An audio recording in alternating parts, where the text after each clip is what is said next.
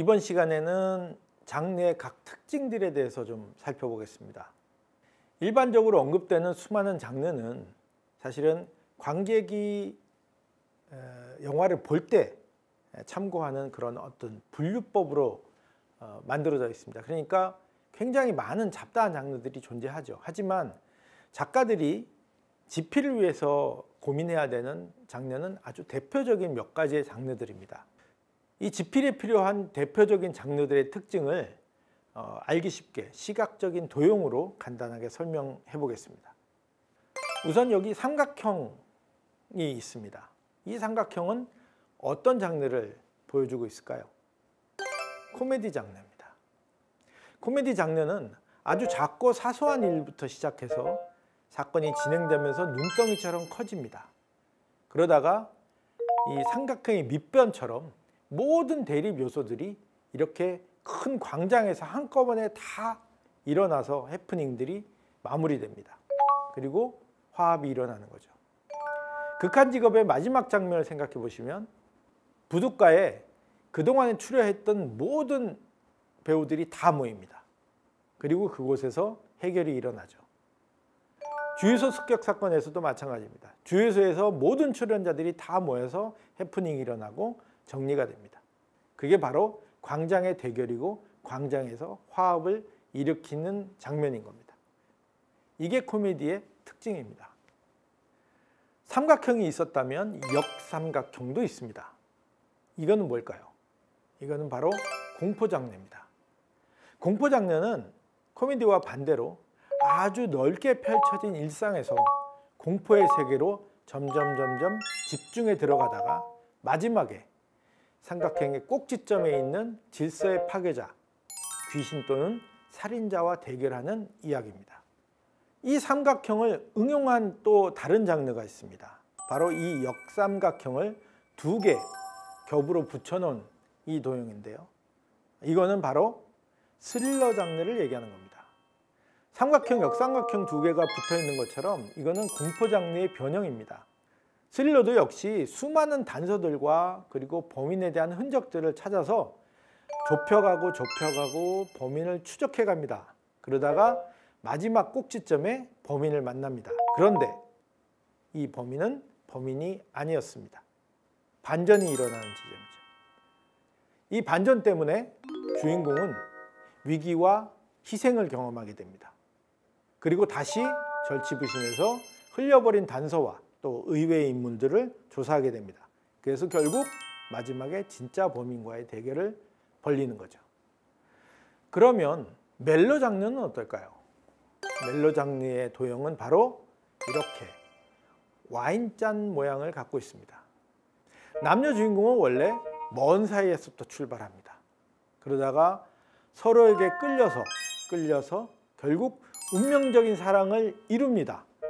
그래서 완벽하게 사랑으로 행복한 시간을 맞습니다. 그러다가 그 시간이 유지되다가 극복할 수 없는 방해 요소를 만나게 되고 그것 때문에 영원한 이별로 갈라지게 되는 겁니다. 그런데 이 장르에서 중요한 포인트는 바로 완벽한 사랑을 이루는 그 행복한 시간입니다. 그 지점이 멜로에서는 가장 중요합니다. 왜냐하면 관객들은 이것만 기억합니다. 관객은 그 시간이 있어야 이별을 아프게 생각하고 이별의 눈물을 흘리는 겁니다. 타이타닉에는 어떤 장면이 생각나시죠? 뱃머리 장면이죠. 러브스토리는요?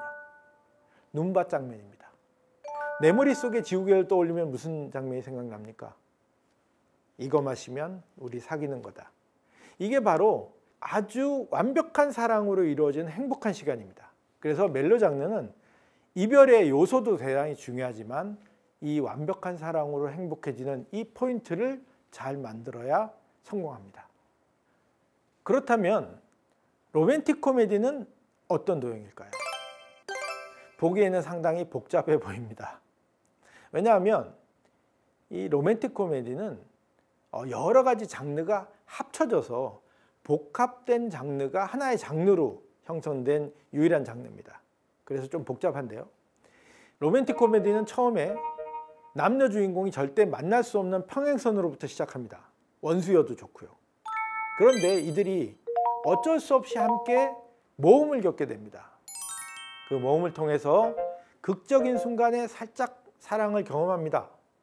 그런데 그들은 이미 사랑에 대한 편견, 상처 같은 약점을 가지고 있었기 때문에 상대방을 그대로 받아들일 수 없습니다. 그래서 멀어집니다. 멀어지다가 남자 주인공은 여자 주인공에 서 있던 자리, 여자 주인공은 남자 주인공이 서 있던 자리로 가보게 되는 상황이 발생합니다. 역지사지가 일어나는 거죠. 그러면서 상대방을 깊이 이해하게 됩니다. 상대방이 겪었던 상처, 편견이 왜 일어났는지를 이해하게 되는 거죠. 그러면서 편견을 극복하게 되죠. 성장이 일어납니다. 반성하게 됩니다. 그래서 상대방을 받아들일 수 있고 상대방에게 사랑을 고백할 수 있는 상황이 오는 겁니다. 그래서 다시 그 둘은 사랑의 지점까지 돌아와서 결국 사랑을 완성시키는 이야기입니다. 이 이야기는 성장이 동반되는 이야기예요.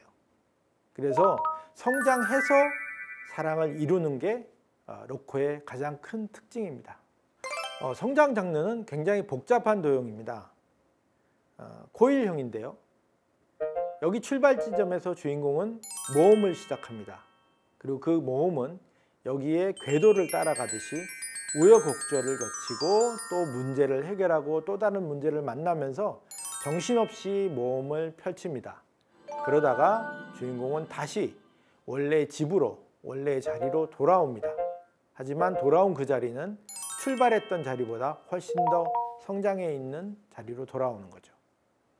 이처럼 장르는 다양한 모습을 가지고 있습니다. 그러면 작가는 이 장르를 어떻게 결정할까요? 작가가 결정하게 되는 중요한 이유는 뭘까요? 바로 작가가 선택한 사건에 달려 있습니다. 제가 처음 말씀드렸던 것처럼 프로 작가들은 장르를 먼저 선택한다고 했습니다. 그럼 선택하는 기준은 뭘까요? 그건 바로 작가가 말하고 싶은 주제입니다. 더 정확하게 얘기하면 그 주제를 담고 있는 사건이 이 장르를 결정하는 겁니다. 작가는 자기의 주제를 가장 잘 표현할 수 있는 사건을 선택한다고 했습니다. 그럼 그 사건이 잘 표현될 수 있고 관객과 잘 소통할 수 있는 방법을 찾게 됩니다. 그래서 장르를 결정하는 거죠. 다양한 장르의 특징만큼이나 이 장르마다 독특한 집필 방법이 있습니다. 이 특징이 다양하고 형태가 다양하기 때문에 접근해가는 방법이라든지 또 인물들을 구성하는 방법이 다 다릅니다. 그래서 그 장르의 특징에 맞게 독특한 집필 방법을 찾아서 집필해야 되는 거죠.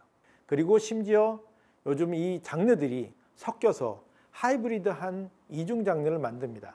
그러니까 집필 방법은 더 복잡해집니다.